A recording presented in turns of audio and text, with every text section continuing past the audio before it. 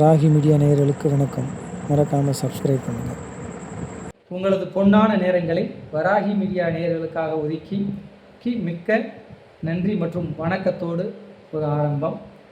தமிழ்நாடு மாணவர் கூட்டமைப்புடைய மாநில ஒருங்கிணைப்பாளரும் வழக்கறிஞரும் தமிழக வெற்றி கழகத்தினுடைய ஆதரவாளருமான ஐயாத்துரை சேதுபதி ஆகிய உங்களிடம் இன்றைக்கு ஒரு சிறப்பு நேர்காணலுக்காக வந்திருக்கிறோம்.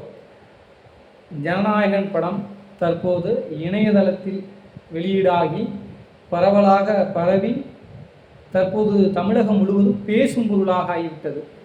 இந்த வெளியிடுவதற்கு காரணம் தயாரிப்பாளர் சைடு இருக்கக்கூடிய குறைபாடுகளா, இல்லை ஆளுங்கட்சியினுடைய சதிகளா, அல்லது மத்திய அரசாங்கத்தினுடைய ஏதேனும் சதிகளா என்று எந்த நிலையில் தற்போது இதை பார்க்கிறீர்கள்? சாமானிய மக்களுக்கு கூட வெட்ட வெளிச்சமாக தெரியக்கூடிய விடயம். இன்னைக்கு ஜனநாயகன் திரைப்படம் பொங்கலுக்கே ரிலீஸ் ஆகிருக்கணும். இன்னைக்கு பொங்கலப்போ ரிலீஸ் பண்ண முடியாத அளவுக்கு மத்திய அரசும் சரி மாநில அரசும் இருவரும் பங்காளிகளாக கைகோர்த்து தளபதி விஜய் அவர்களை முடக்கியே தீர வேண்டும் என்ற கெட்ட எண்ணத்தில் இருவரும் கைகோர்த்து கொண்டு இந்த படத்தை வரவிடாமல் தடை செய்து இன்று தேர்தல் நேரத்தில் தமிழக வெற்றி கழகத்தினுடைய தொண்டர்கள் மற்றும் தலைவர்களுடைய கவனத்தை திசை திருப்ப வேண்டும் என்ற நோக்கத்திலே தேர்தல் நெருங்கிக் கொண்டிருக்கின்ற இந்த வேளையிலே திட்டமிட்டு படத்தை வெளியிலே கசியவிட்டிருக்கிறார். இது தளபதி விஜய் அவர்களை பெரும் அளவு பாதிக்கும் என்று அவர்கள் எண்ணி இருந்தார்கள். ஆனால் அதிலும் அவர்கள் ஏமாற்றமே அடைந்திருக்கிறார். இதனால் ஒரு திரைப்படமா பார்க்கக்கூடிய மனநிலையில தான் இன்னைக்கு தமிழக வெற்றி கழகம் இருக்கு. இன்னைக்கு அரசியலோடு நாங்கள் அதை சம்மந்தப்படுத்த விரும்புகிறோம். இன்னைக்கு தமிழக வெற்றி கழகத்தினுடைய வேட்பாளர்களும் சரி தொண்டர்களும் சரி எல்லா இடங்கள்லையும் ரொம்ப சிறப்பாக சீரிய முறையில் அவங்களுடைய பிரச்சார பயணங்களை தொடர்ந்து செஞ்சுட்டே இருக்காங்க. எங்க காற்றாற்று வெள்ளத்தை கைகொண்டு அணைக்க முடியாதுங்கிறது மாதிரி இதை போன்ற கசிவுகள் எல்லாம் தமிழக வெற்றி கழகத்தை ஒன்றும் செய்து விட முடியாது. ஆனால் இன்னைக்கு சினிமா துறையே ஒரு மிகப்பெரிய இக்கட்டான சூழ்நிலையில் தமிழகத்தில் நிலவி கொண்டிருக்கிறது. இன்னைக்கு எந்த ஒரு திரைப்படத்தையும் சுதந்திரமாக எடுத்து வெளியிடுவதற்கு முன் தயாரிப்பாளரும் சரி டிஸ்ட்ரிபியூட்டரும் ஒரு இயக்குனரும் நடிகர்களும் இன்னைக்கு ஒரு பெரிய தவம் செஞ்சு ஒரு வேள்வி நடத்துற அளவுக்கு இன்னைக்கு சினிமா துறையை தன் கைக்குள்ள தமிழகத்தை ஆளும் வர்க்கம் இன்னைக்கு வச்சிருக்கிறார். இன்னைக்கு சினிமா துறையினர் சுதந்திரமாக செயல்படணும், ஒரு சுதந்திர கருத்துக்களோட படங்கள் வெளியில வரணும் அப்படின்னா இன்னைக்கு இங்க இருக்கக்கூடிய திராவிட முன்னேற்ற கழக அரசு வீழ்த்தப்பட வேண்டும். இது நமக்கானது மாத்திரமல்ல, இது ஒட்டுமொத்த தமிழர்களுக்கான வேள்வியாக செய்து இந்த தேர்தலை சரியாக பயன்படுத்திக் கொள்ள வேண்டும். இன்னொரு கேள்வி, இது மாற்று கட்சியினர் தான் செய்தாங்களா, இல்லை உங்களுடைய அரசியல் லாபத்துக்காக நீங்களே இது ஒரு சூழலை உருவாக்கிட்டீங்களான்ற கேள்வியும் இருக்கு இல்லையா? இதுக்கு உங்களுடைய பதில் எப்படி இருக்கு? அதாவது தேர்தல் நேரத்தில் எங்களுக்கு எவ்வளவு வேலைகள் இருக்கு, இது எல்லாத்தையும் விட்டுவிட்டு இங்கே இதை உட்காந்து ரிலீஸ் பண்ணி இதை பண்ண வேண்டிய ஆதாயம் எங்களுக்கு என்ன இருக்கு? இதுல எங்களுக்கு என்ன லாபம் இருக்கு? தமிழக வெற்றி கழகத்திற்கு இதன் மூலமா 1% கூட லாபம் இல்லை. அப்படி பார்த்தா பொருளாதார இழப்பு எங்களுடைய தயாரிப்பாளருக்கு எங்களுடைய டிஸ்ட்ரிபியூட்டருக்கு இன்னைக்கு அந்த ஒரு திரைப்படம் உருவாகிறதுக்கு அந்த படக்குழுவினர் எவ்வளவு பேர் ரத்தமும் வியர்வையும் சிந்தி அந்த படத்தை உருவாக்கி இருக்கிறாங்க. இன்னைக்கு அவங்களுடைய உழைப்புகள் எல்லாம் அருகிலிருந்து அவர்களோடு ஒன்றோடு ஒன்றாக இருந்த தளபதி அவர்களுக்கு நல்லா தெரியும். அப்படி இருக்கிறப்போ நாங்களே எங்களுக்கு அது ஏதாவது ஒரு பெனிஃபிட் இருக்கணும். எந்த விதமான பெனிஃபிட் இல்லாதப்போ எங்களுக்கு அது மிகப்பெரிய லாஸ். நாங்கள் எதுக்காக அதை கசிய விடணும்? இது இந்த கேள்வியே ரொம்ப கீழ்த்தரமான கேள்வி, ரொம்ப தவறுதலான கேள்வி. இன்னைக்கு திராவிட முன்னேற்ற கழகம் திட்டமிட்டு இதை போன்ற ஒரு செயல்களை செய்திருக்கிறார்கள். இதை வன்மையாக கண்டிக்க வேண்டும். இதற்கு மத்திய அரசு துணை போகிறது என்று குற்றம் சாட்டுகிறேன்.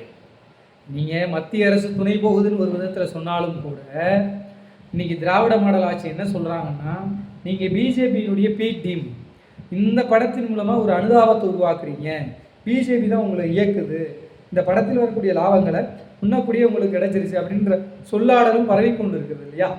இன்னைக்கு பிஜேபியோட பி டீம்னு சொல்கிற வார்த்தையை பிஜேபிக்காரங்க கேட்டாலே சிரிப்பாங்க. இன்னைக்கு பிஜேபியோட தலைமையில் இருக்கக்கூடிய மோடி அமித்ஷா கிட்ட சொன்னாலே இந்த வார்த்தையை அப்படிலாம் வேற ஒரு பொருளி போயிட்டு இருக்கான்னு அவங்களே எடுத்து சிரிக்கிற அளவுக்கான கேள்வி. இன்னைக்கு தெளிவாக தன்னுடைய முதல் மாநாட்டிலேயே தளபதி விஜய் அவர்கள் மத்தியில் இருக்கக்கூடிய அரசும் சரி தமிழகத்தில் இருக்கக்கூடிய அரசை ஆளுகின்ற இந்த கட்சியும் சரி எங்களுக்கு எதிரிகள் என்று அறிவித்து விட்டுத்தான் அரசியல் பயணத்தை தொடங்குகிறார். இன்ன வரைக்கும் எந்த விதமான சமரசங்களுக்கும் தன்னை உட்படுத்திக் கொள்ளலாம். என்ன வழக்கு போட்டாலும் சரி, என்ன சிபிஐ என்கொயரியா இருந்தாலும் சரி, இன்னைக்கு எதுக்குமே இன்னைக்கு எவ்வளவோ விஷயங்கள் வெளியில பேசினாங்க, எவ்வளவோ புரளிகள் வெளியில வந்தது. இன்னைக்கு தளபதி விஜய் அவர்கள் வந்து சிபிஐ அலுவலகத்தில் வச்சு மிரட்டுறாங்க. சிபிஐ விசாரணை மூலமா வந்து தளபதி அவர்களை முடக்கிடுவாங்க மத்திய அரசு, மிரட்டுறதுக்காகத்தான் இந்த வழக்குல அவங்களை வந்து சேர்த்து இன்னைக்கு கரூர் சம்பவத்துல தளபதி அவர்களை விசாரிக்கிறாங்கன்னு சொல்லிட்டு எவ்வளவோ புரளிகள். இன்னைக்கு எல்லாத்திற்கும் முற்றுப்புள்ளி வச்சு இன்னைக்கு அந்த பொருளியா தான் சொன்னாங்க. இன்னைக்கு தளபதி விஜய் அவர்களுக்கு துணை முதலமைச்சர் பதவி தர்றோம், உங்களுக்கு எல்லாமே தர்றோம், உங்களுக்கு மினிஸ்டர்ல இடம் தரோம், எவ்வளவோ டிமாண்ட்ஸ் தான் சொன்னாங்க. இன்னைக்கு நாங்க இணைஞ்சு போறதா இருந்தா செய்யறதுக்கு எவ்வளவு நேரம் இருப்போது? கட்சி ஆரம்பிச்சு 3 வருடம் 234 தொகுதிகளிலும் இன்னைக்கு தனிச்சு நிற்கக்கூடிய ஆற்றலும் தன்னம்பிக்கையும் தைரியமும் தலைவர் விஜய் அவர்களுக்கு இருக்கு. இன்னைக்கு திராவிட முன்னேற்ற கழகம் 70 ஆண்டு பாரம்பரியம் இருக்கக்கூடிய கட்சின்னு சொல்றாங்க. அண்ணா திராவிட முன்னேற்ற கழகம் சொல்றாங்க. தனிச்சு நிற்பதற்கு திராணி இருக்கா? ஆண்டுகிட்டு இருக்கிற கட்சி, ஆளும் கட்சி. ஆனா இன்னைக்கு ஒரு தமிழர் வந்து தன் மக்களுக்காக, தன் தொண்டர்களுக்காக, தன் ரசிகர்களுக்காக இன்னைக்கு அந்த அரசு அந்த கட்சிகளுக்கு தனிச்சு நிற்கிறதுக்கு திராணி இருக்கா? கிடையாது. ஆனா இன்னைக்கு தளபதி விஜய் அவர்கள் 234 தொகுதிகளையும் தன் தம்பிமார்களையும் தங்கைமார்களையும் வேட்பாளராக அறிவிச்சு 234 தொகுதிக்கும் போயிட்டு இன்னைக்கு அதற்கு எவ்வளவு நிபந்தனைகள், இன்னைக்கு அதுக்கு எவ்வளவு தடை விதிக்கிறாங்க. இன்னைக்கு தளபதி விஜய் அவர்கள் எங்கேயுமே பிரச்சாரத்துல போகக்கூடாது, மக்கள் வெள்ளமனு கூடிட்டு இருக்கிறாங்க. இன்னைக்கு மத்திய அரசு கதிகலங்கி இருக்கிறது. உங்களால் மறுக்க முடியுமா? இன்னைக்கு யாராவது குறிப்பிடான ஒரு கேள்வி. ரசிகர்கள் வெள்ளமென வந்தாலும் அது ஓட்டு வங்கியா மாறும்னு நினைக்காதீங்க. விஜய் அவர்கள் பார்ப்பதற்காக வரக்கூடிய கூட்டம் இது ஓட்டு வங்கின்னு நினைக்கிறீங்களா? தளபதி விஜய் அவர்களை இங்குதான் பார்க்க வேண்டும் என்ற அவசியம் கிடையாது. இன்னைக்கு படப்பிடிப்புக்கு போறாங்க. இன்னைக்கு படப்பிடிப்புல தளபதி அவர்களை பார்க்க போகணும்னா அங்க என்ன லட்சக்கணக்கான மக்களா போய் கூடிடுறாங்க படப்பிடிப்புல.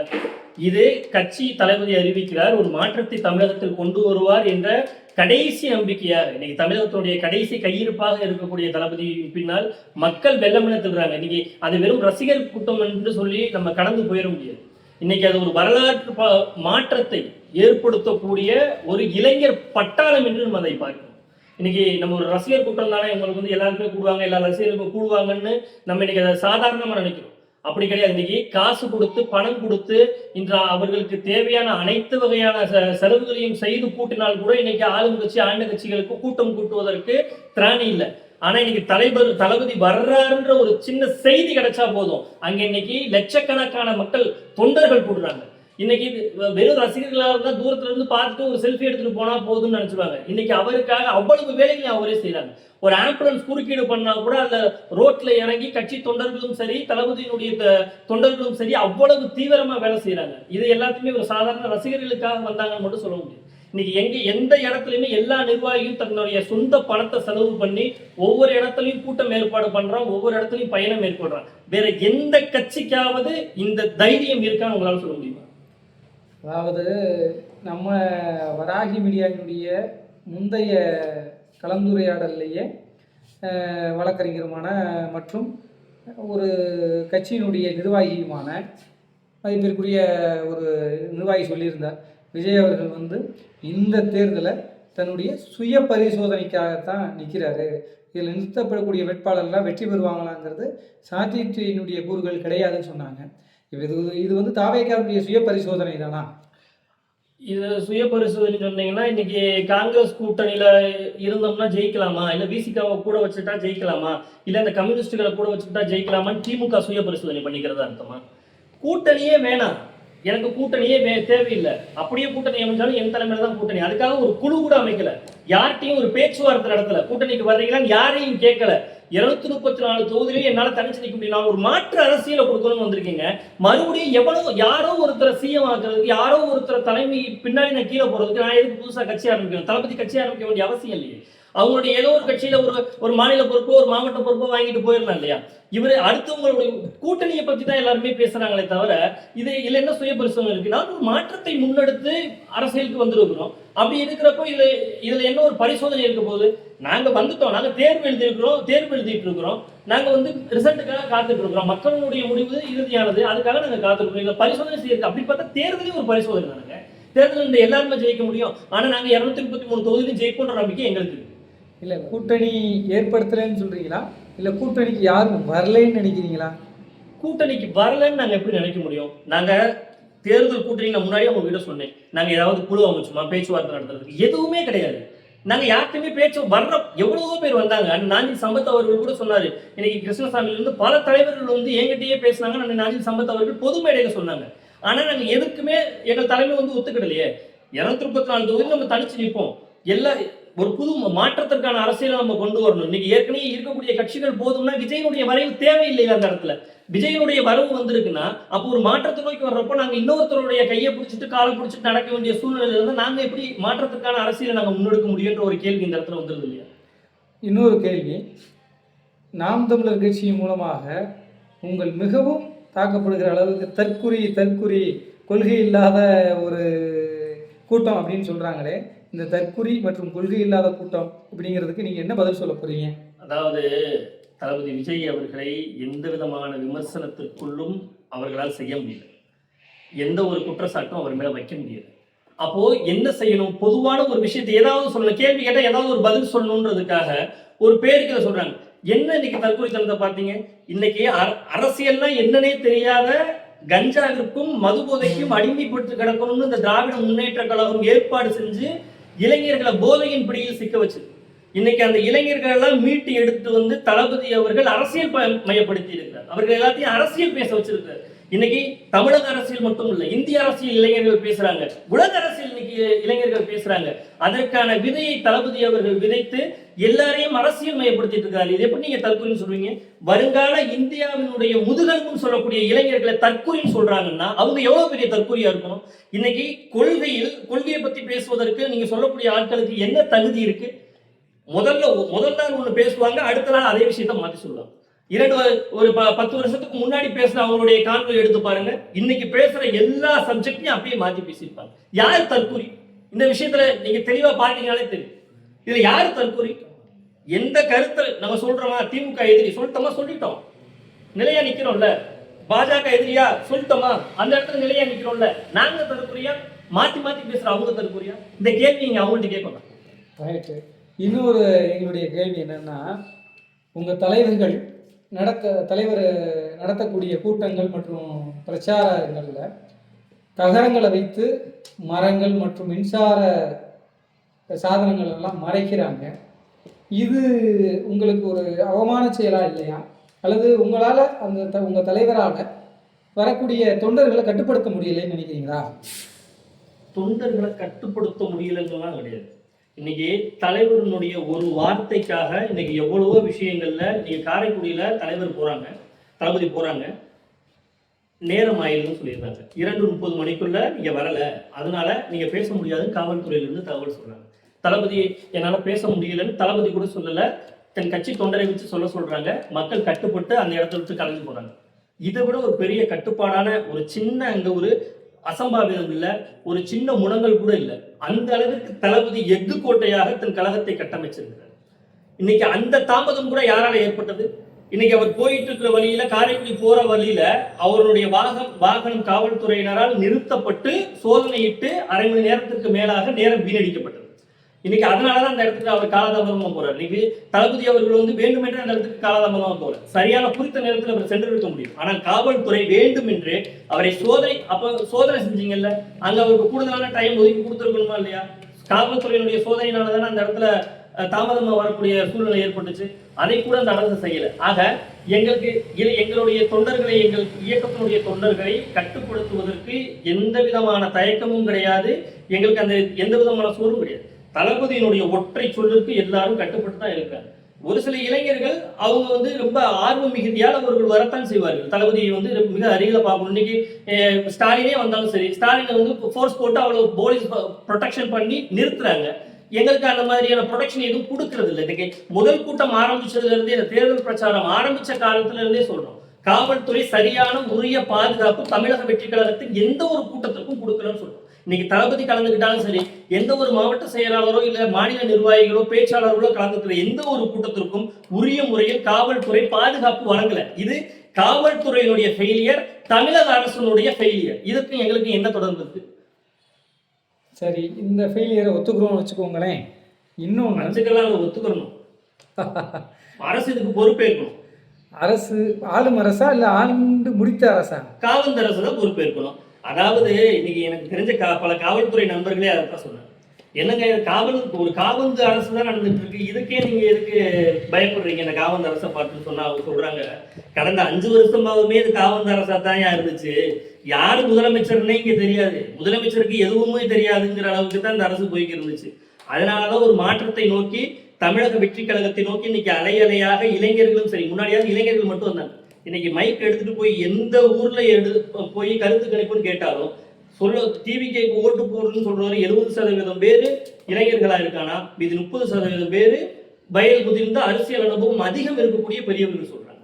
அவர்கள் தான் தீர்மானிக்கிறார்கள் அடுத்து யார் ஆட்சிக்கு வர வேண்டும் என்று தளபதியை தமிழக மக்கள் தீர்மானித்து விட்டார். இன்னொன்று, உங்க மேல வைக்கக்கூடிய மிகப்பெரிய குற்றச்சாட்டுனா கரூர்ல ஒரு சம்பவம் ஏற்பட்டுருச்சு. அதில் பலதரப்பட்ட உயிர்கள் இழக்கப்பட்டது. அதை தாண்டி எல்லா தலைவர்களுமே நேரில் போய் சந்திச்சாங்க. உங்கள் தலைவர் மட்டும் இதுவரைக்கும் செய்திடாத ஒரு காரியமாக அவர்களை சென்னையில் வரவழைச்சு சந்திச்சார் இல்லையா? இது ஒரு இதை எந்த விதத்தில் நீங்கள் கருதுறீங்க? இது ஒரு பின்னடைவா இல்லை தலைவர் செய்யக்கூடியது எல்லாமே சரின்னு சொல்கிறீங்களா? இதில் என்ன தவறு நீங்கள் சொல்கிறீங்க? இன்னைக்கு கரூர் சம்பவத்திற்கு 100% பொறுப்பேற்க வேண்டியது தமிழக அரசும் காவல்துறை. இன்னைக்கு அவர்களுடைய பாதுகாப்பு குறைபாடு சொன்னா அவங்க குறிச்ச நேரத்தில் வரலன்னு சொல்லுவாங்க. 6 மணி வரைக்கும் அனுமதி அளித்திருந்தது காவல்துறை. ஆனா அவர் அவ்வளவு நேரம் தான் எடுத்துக்கல, முன்னாடியே வந்துடுறாரு.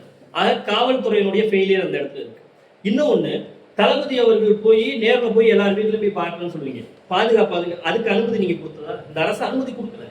அதனால சென்னையில எல்லாருக்கும் அவங்க குடும்பத்தில் இருக்க எல்லாரையும் வர வச்சாரு. இன்ன வரைக்கும் அவங்க குடும்பத்துக்கு தேவையான எல்லா உதவிகளையும் தளபதி அவர்கள் செஞ்சுட்டு இருக்காரு. ஒரு சின்ன குறுக்கீடு, 6 மணி வரைக்கும் அனுமதி இருந்ததுன்னு சொல்கிறீங்க. ஆனால் உங்கள் தமிழக வெற்றி கழகம் சார்ந்து 2:30 மணிக்குத்தான் அவர் வருவார் என்று தொண்டர்கள்ட்டையும் ரசிகர்களையும் சொன்னதுனால தான் முன்னக்கூடியே அவர்கள் வந்திருக்கிறார்கள். அங்கு காலதாமதத்தால் தான் இந்த விபத்து ஏற்பட்டதுன்னு காவல்துறை தரப்பு சொல்கிறாங்களே, உங்கள் தலைவர் ஏன் காலதாமதமாக வந்தார்? இதுக்குத்தானே அப்போதே நான் விளக்கம் சொன்னேன், இதுக்கு பேர் காலதாமதம் இல்லை. இப்போ ஒரு திருமணத்திற்கு ஒரு நாள் குறிக்கிறோம்னா 9:30 to 10 முகூர்த்தம்னா 9:30க்கே முகூர்த்தம் முடிஞ்சிடும் அர்த்தமா? 9:30க்கு ஆரம்பிக்குது, 10:30க்கு தான் முடியும். அதே மாதிரி தான் 2:30க்கு ஆரம்பிச்சா 6 மணி வரைக்கும் இருக்குல்ல, ஆரம்பிச்ச உடனே முடிச்சிடணுன்ற அவசியம் கிடையாதுல்ல.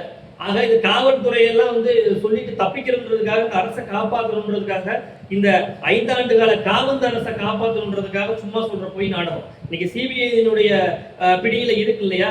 சிபிஐனுடைய விசாரணை முடிவுல அதனுடைய தீர்ப்புல உங்களுக்கு தெளிவா தெரியும். இதற்கு முழுக்க இந்த காவந்த அரசு தான் காரணம். காவந்த அரசு காரணம். கரூர் சம்பவத்துக்கு ஒரு விளக்கம் கொடுத்துட்டீங்க. ஒரு தலைவரோ அல்லது ஒரு தனி மனிதனோ அவருடைய உள்ளார்ந்த விஷயத்திற்குள்ள எந்த நபரும் செல்லக்கூடாது. இருந்தாலும் பொதுமக்களுக்கு அது தெரிந்தாக வேண்டும் என்பதற்காக இந்த கேள்வியை கேட்கிறோம்.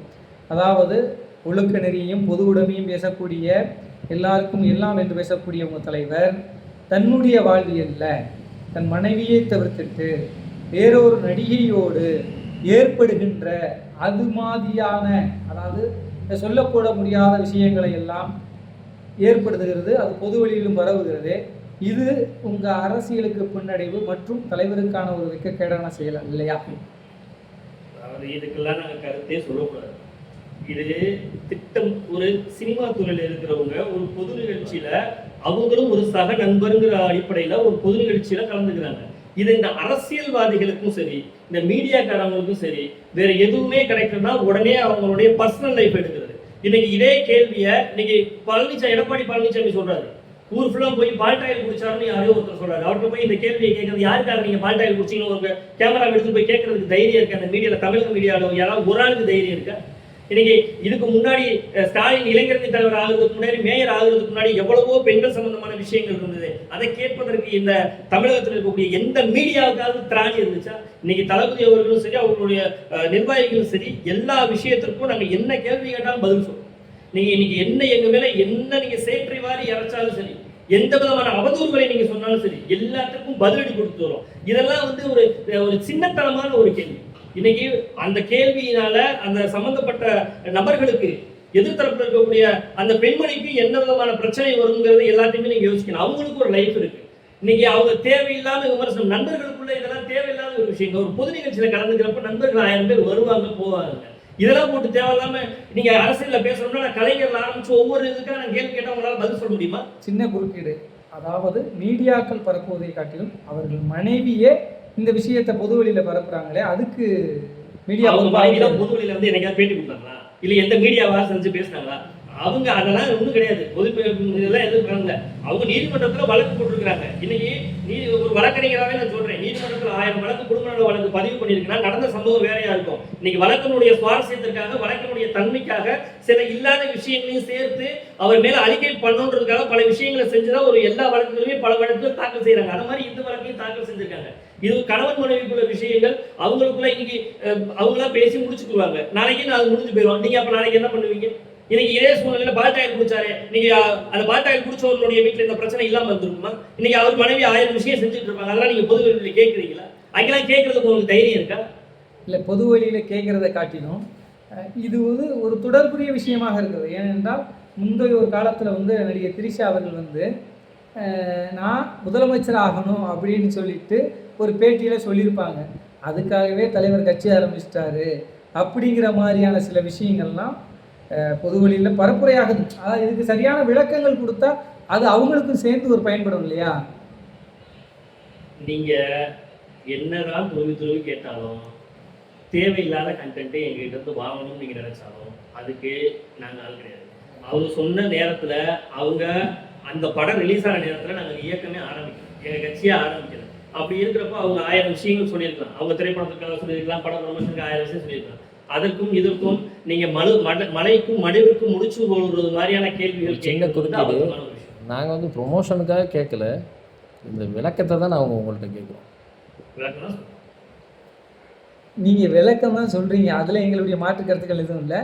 அதாவது பொது வெளியில் ஒருத்தரை நாங்கள் குறைத்தோ அல்லது தாக்குதல் செய்தோ எந்த காலத்தில் இருக்காது.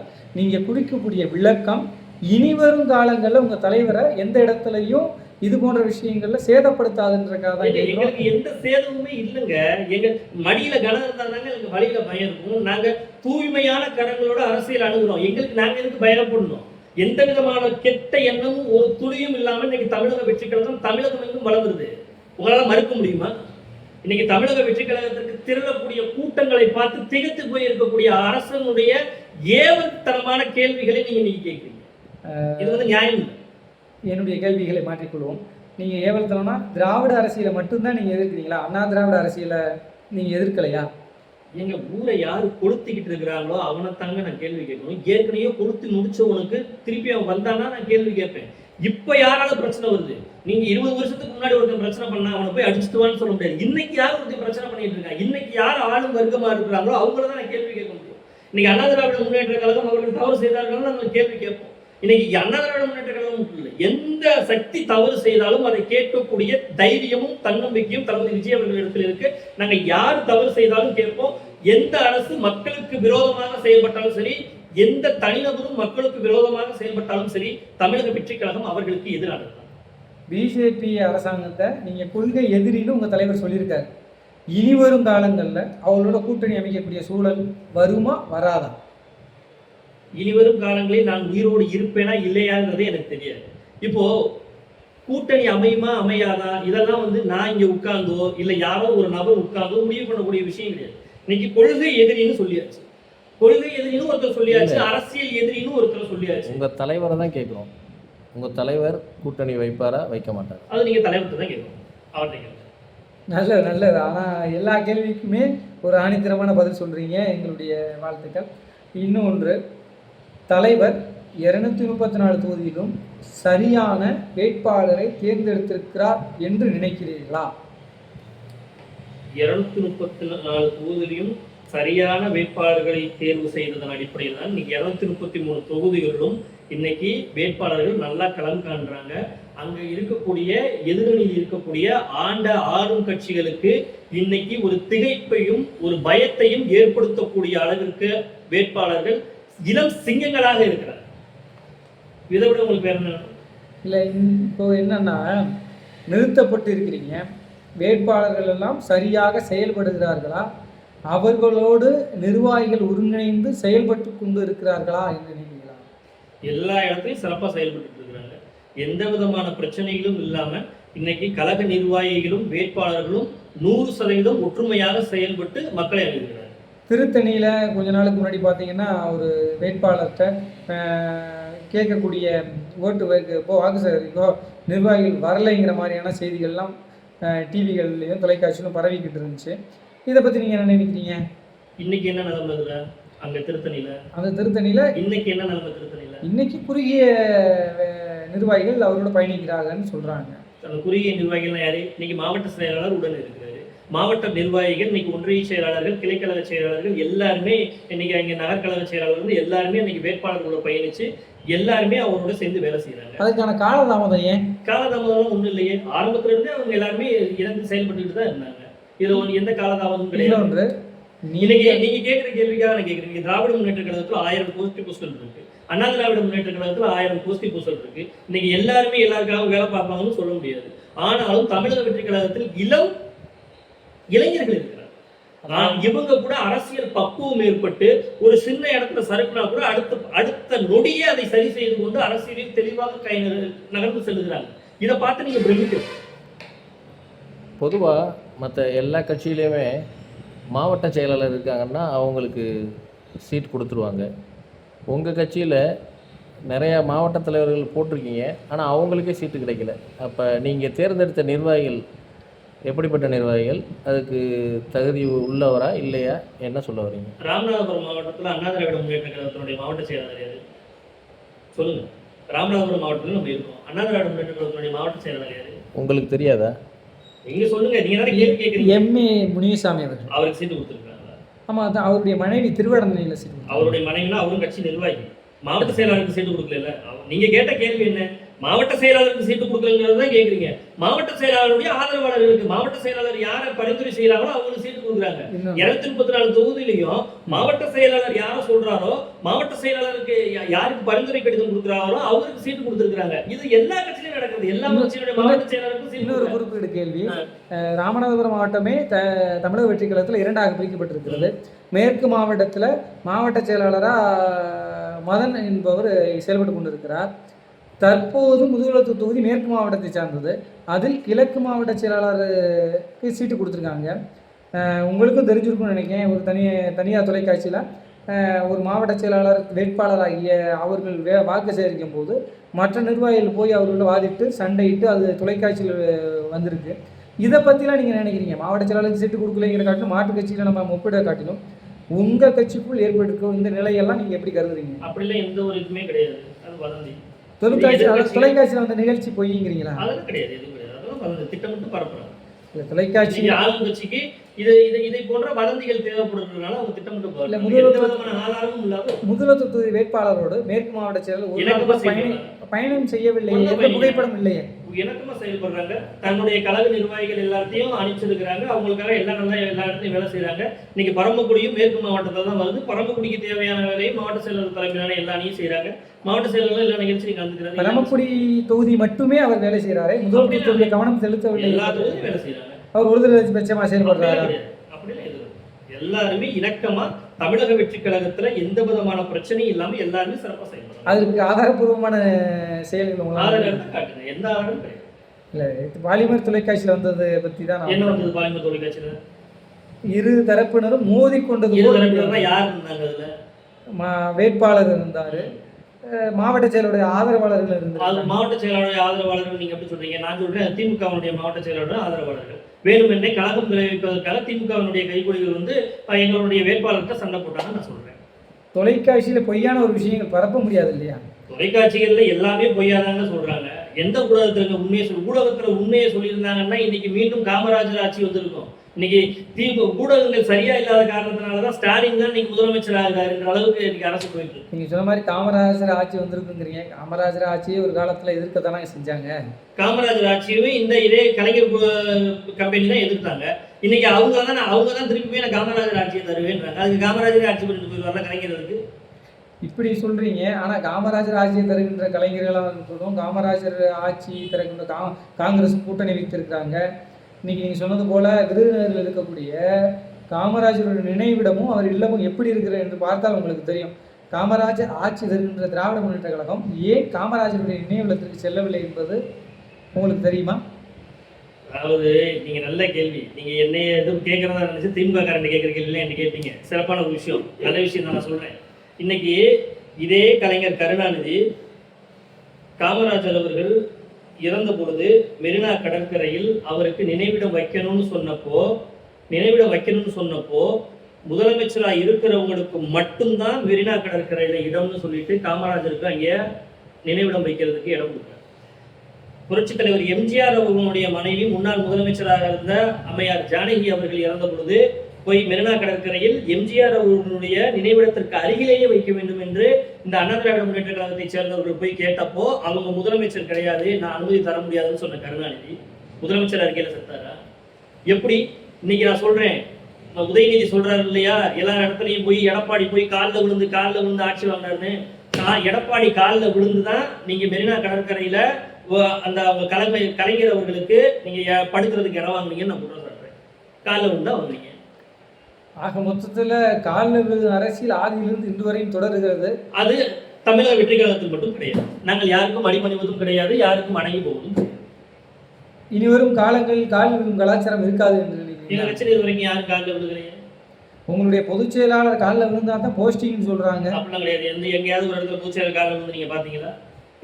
தூத்துக்குடியில் ஒரு மாவட்ட நிர்வாகி ஒரு பெண் வந்து பேசினாங்க இல்லையா, அது வந்து இந்த மாதிரி என்னுடைய பொருளாதாரம்லாம் இழந்து இந்த கட்சிக்கு உழைச்சேன், ஆனால் இந்த மாதிரியான பொதுச் செயலாளருடையதும் தலைவர்களுக்கு கொண்டு போகாமல் எனக்கு இப்படி இழப்பு ஏற்படுதுன்னு சொன்னாங்க. அதுக்கெல்லாம் உங்களுடைய திமுக அதிமுக பல பேருக்கு சீட்டு கொடுக்கலன்றதுக்காக கட்சியே மாறினான். திமுக முன்னாடி வேட்பாளராக இருந்தாலே சீட்டு கொடுக்கலன்றதுக்காக சுயேட்சையா நிற்கிறான். இன்னைக்கு அவன் 1000 கருத்துக்கள் சொல்றான். இதெல்லாம் எல்லா கட்சியிலும் நடக்கிற விஷயம். இவங்க இன்னைக்கு சொன்னாங்க, அவங்களுக்கு தலைமையில இருந்து கூப்பிட்டு பேசி அவங்கள சமாதானப்படுத்திட்டாங்க. அவ்வளவுதான். அடுத்த வரக்கூடிய வாய்ப்புகள் அவங்களுக்கு வரும். அவ்வளவுதான். இன்னொன்று, புதுச்சேரி மாநிலத்தில் பார்த்துக்கிட்டிங்கன்னா உங்களுடைய மாநில பொதுச் செயலாளர் வந்து புஷி ஆனந்த் அவர்கள் வந்து 3 கோடி பெற்றுக்கொண்டு தான் சீட்டே எல்லாத்துக்கும் கொடுத்தாங்கன்னு சொல்றாங்க. சொல்லலாம், ஆதாரம் இல்லாத குற்றச்சாட்டை யாருக்கெல்லாம் சொல்லலாம். நான் கூட நீங்க சொல்லலாம், நீங்க வந்து திமுக இருந்து 25 கோடி ரூபாய் வாங்கிட்டு தான் இந்த கேள்வியெல்லாம் கேட்குறீங்கன்னு கூட தான் நான் சொல்லலாம். ஆதாரம் இருக்குமா? ஆதாரம் இல்லாத குற்றச்சாட்டு யாருன்னா சொல்லிட்டு போற போக்குல சொல்லிட்டு அடிச்சு விட்டு போறது தான். எனக்கு என்ன பண்றது? அதுக்கெல்லாம் உட்காந்து பதில் சொல்றதுக்கு நம்ம வேலை வெட்டி இல்லாமையா பண்றோம். கண்டிப்பாக எங்களுடைய அனைத்து கேள்விகளுக்குமே நல்ல பதிலில் சொன்னீங்க. தமிழக வெற்றிக்குளம் உங்களை பயன்படுத்திக் கொள்ளட்டும், தமிழகமும் உங்களை பயன்படுத்திக் கொள்ளட்டும்.